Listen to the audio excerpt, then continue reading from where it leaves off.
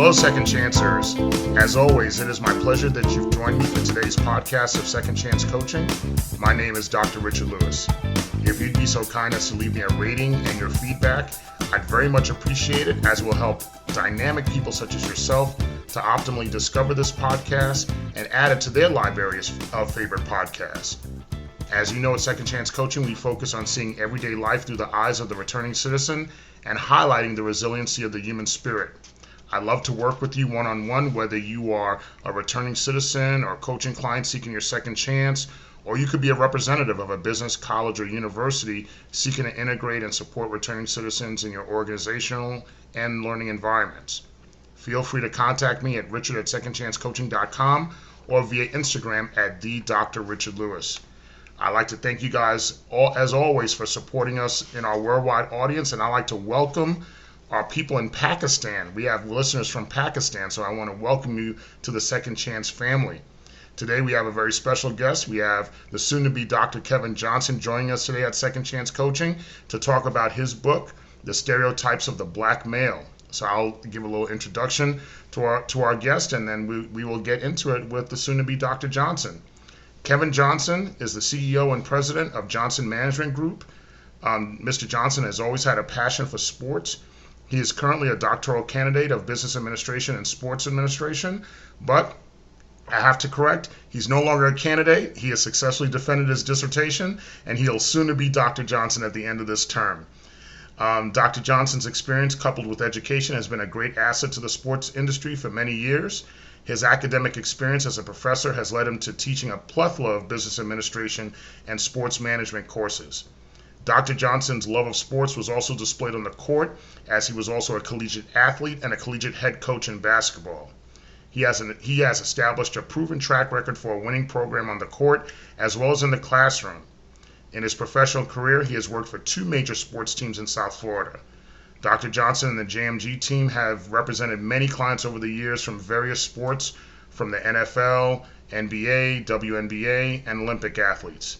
He is currently the host of his own podcast, Life After Sports, which you could hear on Apple iTunes, YouTube, and you could see it go live on Instagram and in all various places where you get your podcasting platforms. You could also find him on Instagram at drkevinjohnson. That's DrKevinJohnson. Also at JohnsonMIG at LAS_podcast. And with that, we welcome the soon-to-be, and we're just going to say Dr. Johnson. We welcome Dr. Johnson, Dr. Kevin Johnson, to Second Chance Coaching to talk to us about your book, Stereotypes of the Black Male. We welcome you, sir. So please, we welcome you to Second Chance Coaching, and let us know a little more about yourself that I might not have covered in your introduction. Dr. Lewis, thank you for having me to be here tonight to just talk about the book, talk about myself, and it's a pleasure to be a guest on your show. I just want to say thank you for taking the time and to reaching out to me, and you've been a great asset in my life from all different aspects. So I'm glad to be a part of this show tonight and to go deep a little bit into my journey, and I'm excited to be here. That's great. Talk to us a little bit about this collaborative authorship project, Stereotypes of the Black Male. Talk to us a little bit about that. So the book, the publisher, her name is Sajay Price. Dr. Sajay Price at that. We actually went to college together, and she reached out to me about a couple years ago about her writing a book, and she wanted me to be a co-author in the book, and along with 5 or 4 other gentlemen. And when I say each stories of each gentleman in the book is so important and so impact. It's so I don't even know how the words to put it, but each story is different and is blended differently. And so neither our stories as co-authors are the same. One of the authors, he's actually in the movie of American Skin, which is a Spike Lee directed movie. And if you haven't seen it, please go out and see it. But just to let you know that those are the different type of components of authors that are in the book. And it's just us telling our story from, the stereotype of the black male and what we've experienced as individuals. And our experiences are all different. But the fact that we are all different as black men, but we've all experienced this situation, no matter where a point in our lives we've have ran into the stereotypes of being a black male in America. Absolutely, absolutely. This is a pretty unique authorship because there was multiple authors and it was published. It could be published. You could purchase it under each author's name. Correct. Okay. Correct. And I love it that way.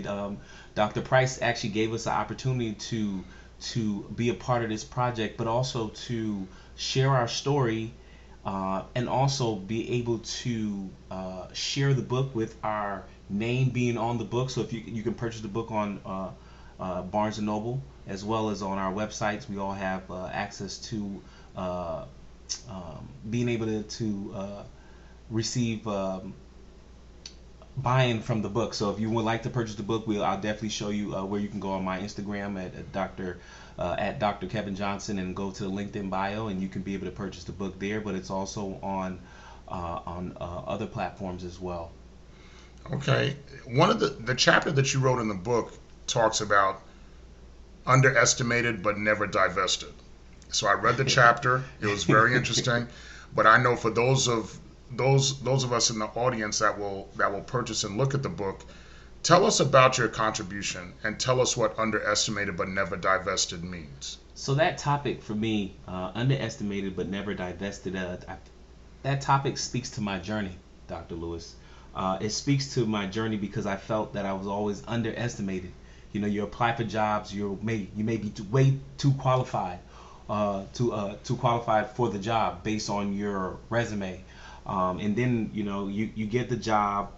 you feel you're underestimated, but then you're never divested. The definition of divested means to deprive someone of power, rights, or possessions.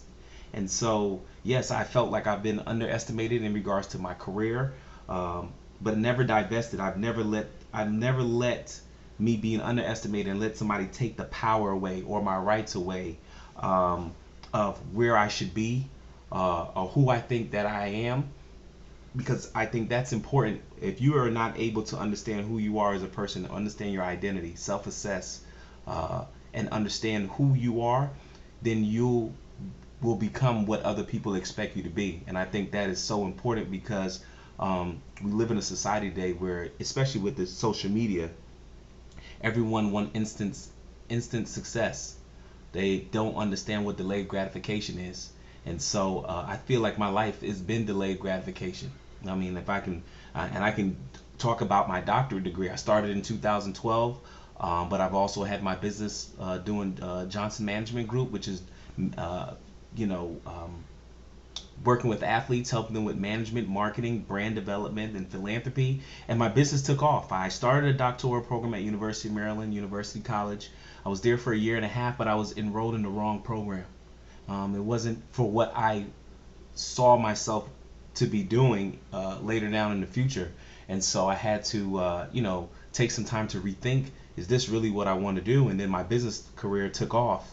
And then with business, you go up, you come down as an entrepreneur. You know that. It's a roller coaster. It's a roller coaster. Yes. And if you're not ready for the roller coaster, if you're not ready to put your seatbelt on and fasten and be ready for this journey, then maybe you should not jump into being an entrepreneur. And I know a lot of people say, I'm an entrepreneur, but no, you're really not. It goes a lot into being an entrepreneur because you put all your eggs in that basket, and if it doesn't work, you're back at the total point, your starting point. Like, okay, where do I go from now? And so I've had the ups and downs within that journey. And I said, you know what, I need to finish what I started. And so there was a slogan when I was at Broward College back in the days, finish what you start. Yes. And so when you talk about finishing what you start, I said I need to go back. I found a program that was beneficial for me at St. Thomas University, a doctorate of business administration with a concentration in sports administration. And I knew the professors there, and I decided to go back. And 2016, I enrolled back in fall semester. And to look back now, 4 or 5 years later, I'm finishing the journey. And so, for those of you who may have given up on your dreams or have gotten sidetracked based on family, career, or other things that has happened, I want to be a testament to you to never give up on your dreams. And if delayed doesn't mean denied. All right, delayed does not mean denied. Things happen in your life for a reason, and God is always watching, and He's always gonna be there to see you through. So, back to to the topic, underestimated but never divested. I think that's just a testament to the experiences that I faced growing up and in my adult career, and I just felt like that was just a great topic to people to just look at. Underestimated but never divested. I'm confused, and so that's the reason how I was able to pull those words together for that topic. That's great, and I love the underestimated but never divested. I loved it when I read the book, and I love it even more now with your explanation behind it and giving that story. My next question for you: in that chapter, you discuss jumping from different schools when you were a child due to your behavior, and nothing nefarious, just as childhood behavior, stuff that kids do. And then you were misdiagnosed for ADHD. But I would say in my research, normally this type of behavior would be one of the foundations of having you be part of the school to prison pipeline. That would be the typical solution, would be to criminalize the person and the behavior and build prisons with your name on it instead of prospective colleges you could go to. Now, you're not a returning citizen, you've never been incarcerated, but talk to us about how did your path take you from being the trouble kid, quote unquote, to having that positive outcome without becoming a negative statistic? That's a great question, and I think that the easy answer for that is mentorship, and being able to go in the classroom and see black males as role models that were my, not professors, but teachers, instructors at that particular time in my early childhood. When in the book I talk about it, I said early in my childhood, I'm in school with 90% of the teachers, or 100% of the teachers at that time were women. All right, 90% of them are Caucasian women, and so when you look at that, you get a kid that's coming from a Caribbean childhood where he's just active. I'm doing the work, I'm finished with the work, and now I'm looking for something else to do. And so if you're in a structure where you are working, you're in a classroom, you're working on your work, and then you're done, and the teacher's telling you to sit down and wait. Now you have to wait for the other 20 students to be finished with their work so that you can be able to move on to the next section with everyone else. When you really take a look at that, that's not how the real world works. You may work for a company, but there's a job title to what you're doing, and there's a timeline to what you're doing. So when you really look at the translation from your learning at an early child, say, hey, you finish your work, just sit down and be patient and wait. When you get into the real world, it's not like that. You work on your project, there's a timeline, you better meet that timeline so you can get on to the next project. And there's not one person, everybody's not waiting for your project. Your project needs to be done so that you can get on to the next. So saying that, I was misdiagnosed at that particular time. They asked my parents that I need to see a behavioral specialist. Coming from, I'm a first generation kid from two immigrants that were born and raised in Guyana. My mom and dad from Georgetown, Guyana, in South America. Mm-hmm. And so this is new to them. They didn't have that going to school where it's either you get a whooping for what you didn't do and you go back to school and you do the right thing. Now I'm being asked to see a behavioral specialist. So my parents went through the protocol and went to the doctors, and they said, hey, maybe we put him on some Ritalin, and then hopefully his behavior changed. I was on there for 1 week, Dr. Lewis, and my parents said we got to get him off of this immediately. Wow. Because his behavior is not norm. He's way too quiet. He's not talking. He's not speaking.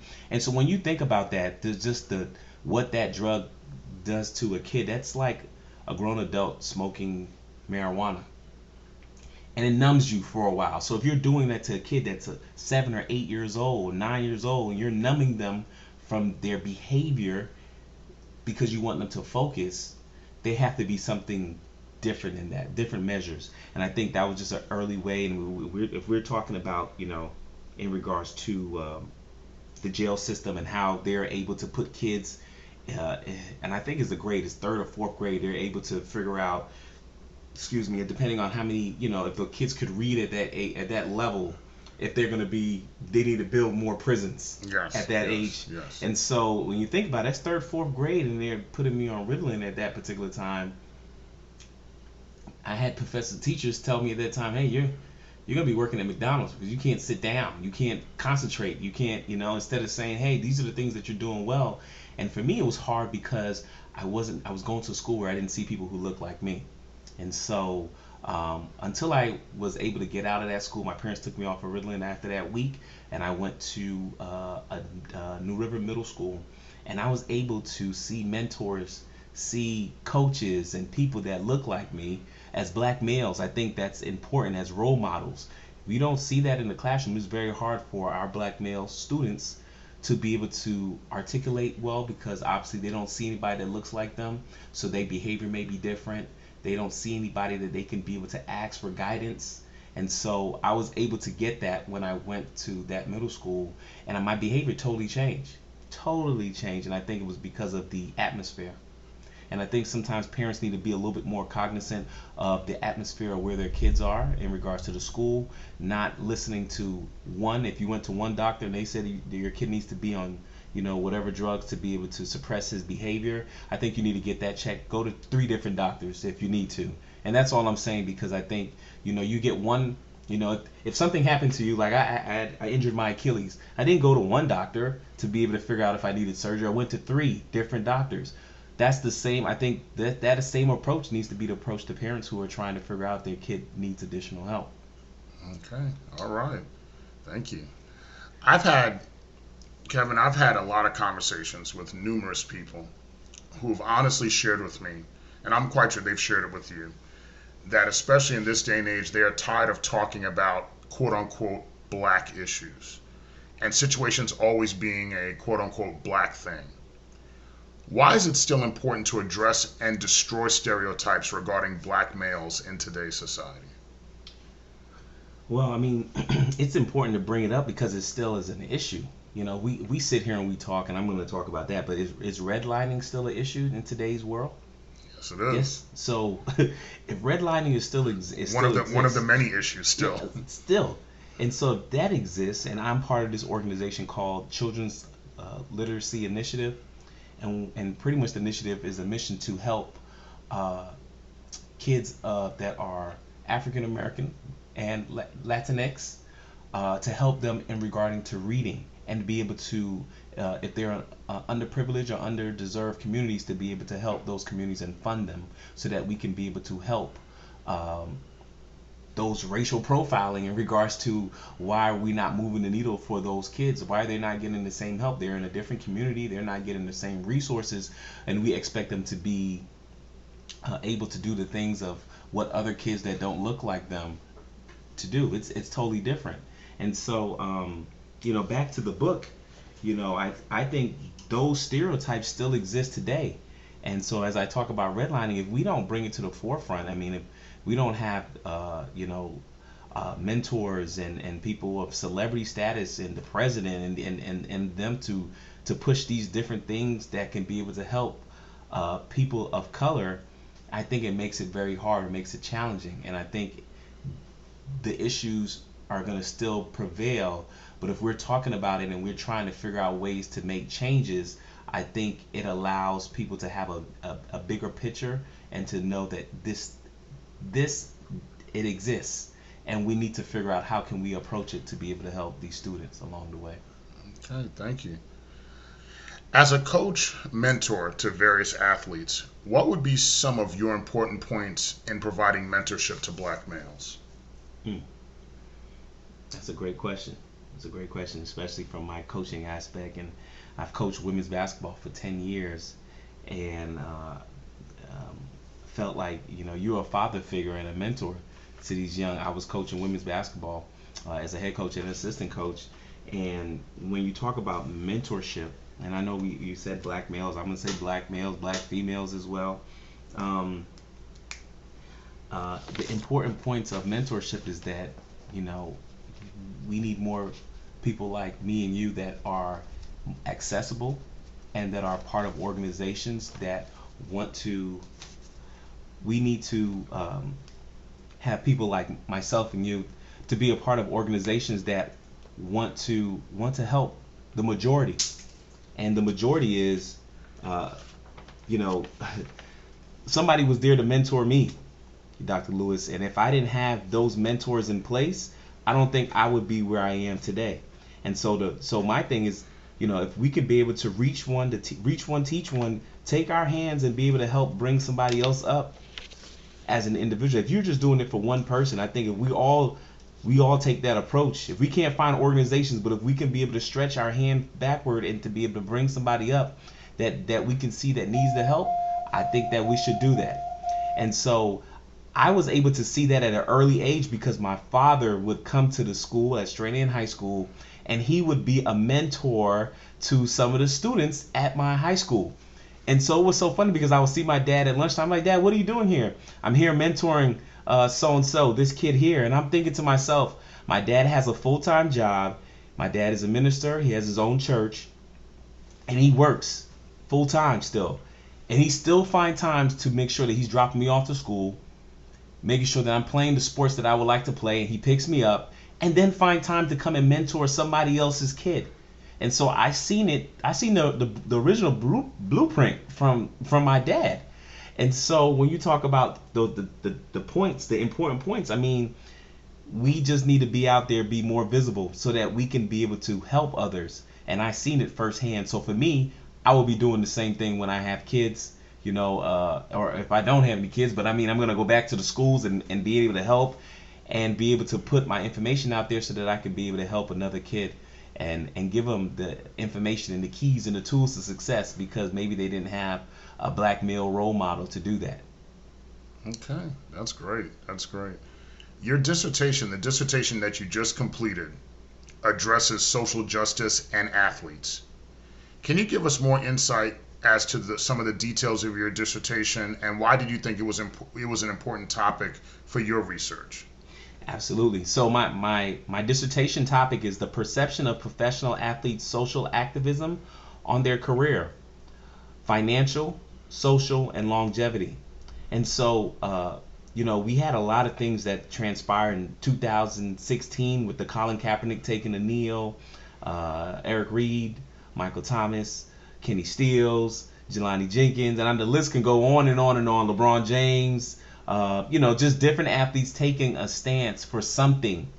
And, the reason I did the studies because I was so enamored by the information and about the athletes who pretty much laid their lives on the line for something that they believe.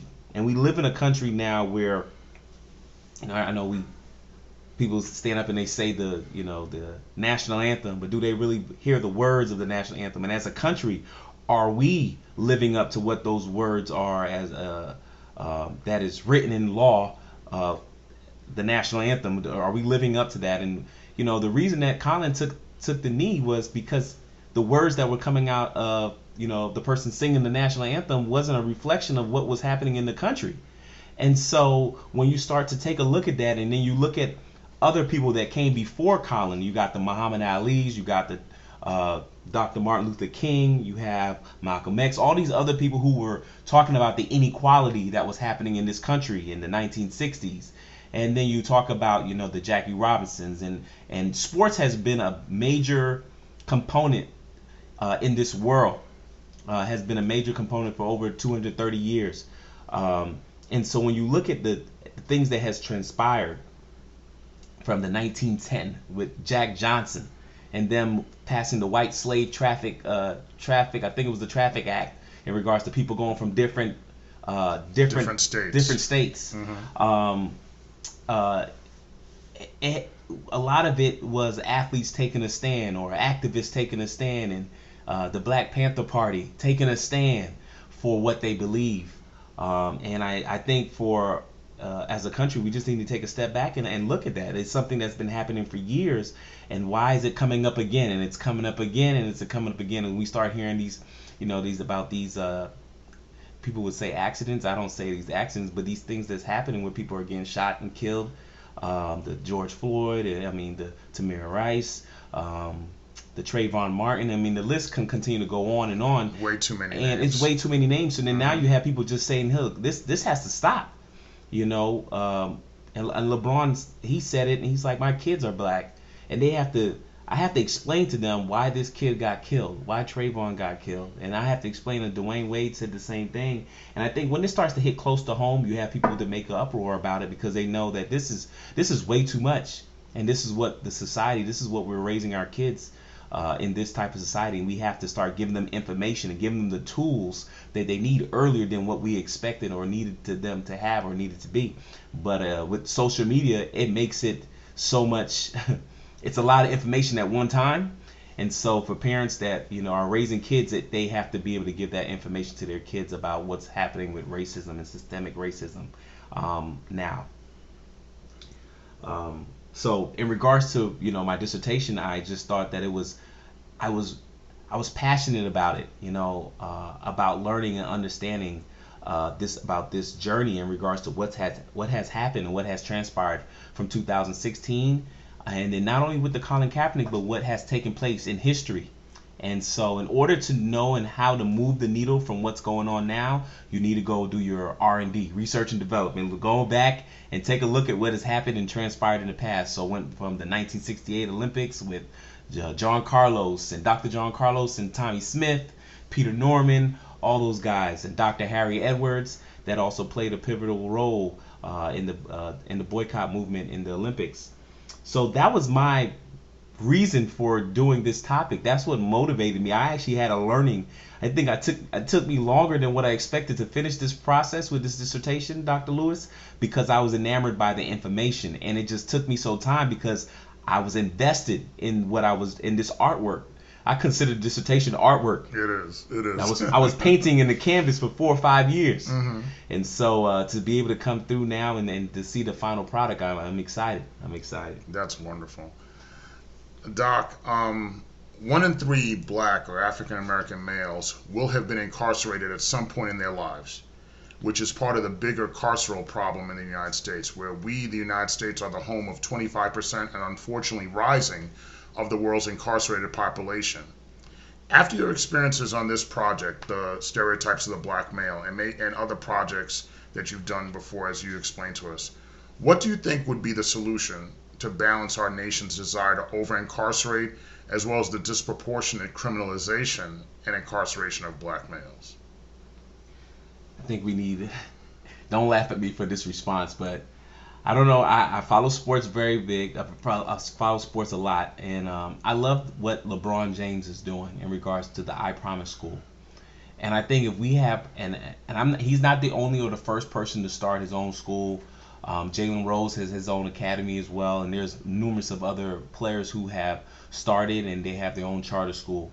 But I think in regards to helping out, especially with the 1 in every 3 Black African American males that are being incarcerated, being able for players that are African American or of a different descent, if they're going back and they're reaching back into their communities, they're pulling their resources that they have and they're pumping it back into the same community that they were raised, and they know that the things that are out there, the drugs, the access to being picked up on the street for all different type of stuff, the shooting and all the different type of things. If we're going back into those communities and we're giving them the right resources to help those students to be able to go through those situations that were there before, and it's always been there because, of course, of redlining, which plays another impact into that. But if we have players and celebrities and these different, if we can have some laws that could be able to be changed, and I know it takes people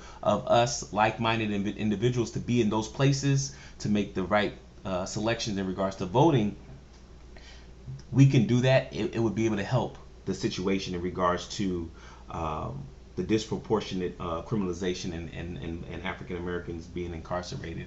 I think that's important. So people like me and you just being able to give back and be able to reach one, but also pulling our resources together. And that's why I am enamored and I look up to LeBron James in regards to what he's done with his platform, not only just on the social injustice issues, but the way he has given back to his community in Akron, Ohio, to be able to put back into the public schools there in Akron. I think is important. If we can be able to get people to do that in every state, we can change the world. Dr. That's Lewis. right. That's we can right. change the world. So he doesn't just shut up and dribble. He definitely puts his money where his mouth is. He puts his money where his mouth is, and I believe people don't think that he has the power, but I love the way that he uses it, and he flaunts it, and he does it the right way. Many people might not like him. I love him on the basketball court, but I love him even better as a man that is about his, about action.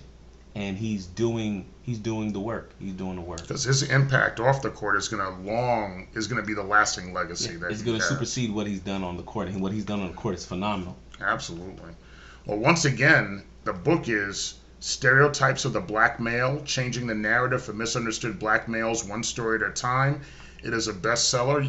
It's by Kevin Johnson and a collection of other black male authors. So, and once again, you said this was a project that was put together by Dr. Price, and Dr. Price did the introduction, and Anthony Durrell, Nigel Flores, Khalil Green, Anthony Hendricks, and of course our guest Kevin Johnson was all a part of this great project. So you could find Stereotypes of the Black Male by Kevin Johnson. You could find it on Amazon. You could find it on Barnes and Noble. Yes. And so definitely make sure you support and show love. It's a very easy and it's a great impactful read. But certainly I'm so honored that you decided to join us today. I have witnessed your dissertation journey. I'm so happy to have been a part, and honored and privileged to be a part of your dissertation journey. I'm glad that you're finished, and I'm glad that you are now part of the 3% club of the doctors. The 3% club, and I'm excited.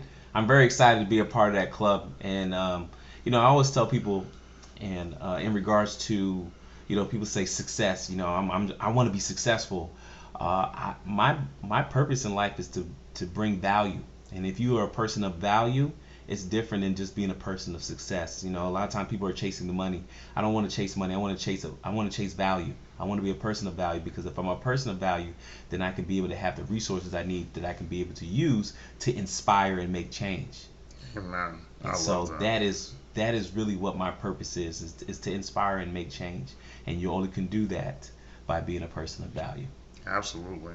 Well, Dr. Kevin Johnson, he has his podcast, Life After Sports. So certainly feel free to follow him on either YouTube or Apple iTunes, or wherever you find your favorite podcast. You can follow Dr. Johnson and keep in touch with him. But besides the podcast, how can our audience follow you on social media and keep in contact with you? You can keep engaged with me on IG. It's Dr. Kevin at Dr. Kevin Johnson. Also, I'm on Facebook. It's Kevin Johnson. Feel free, if you would like to purchase my book, you can go on my Instagram. Go right on to the LinkedIn in my bio, and you can be able to purchase the book. Now, if you're looking to have a book with if you would like to have a signed copy, you can just go ahead and send me a message in my direct message, and then we can figure out the logistics from there. But I'm very accessible. Feel free to just reach out. And I love to hear people's story. If you have a story that I can be able to help, or a testament to what you're doing, I definitely engage with the fans, and I engage with other people who are just doing like-minded things to inspire and change the world. That's great. Dr. Johnson, thank you again for joining us. Thank you. Thank you again. It's a pleasure to be on your show. Hopefully I get a chance to come back. Oh, yes, you're always welcome to come back. Thank you so much, and I think this was a great opportunity just to talk about the journey, but also to let people know that you have to fall in love with the process first.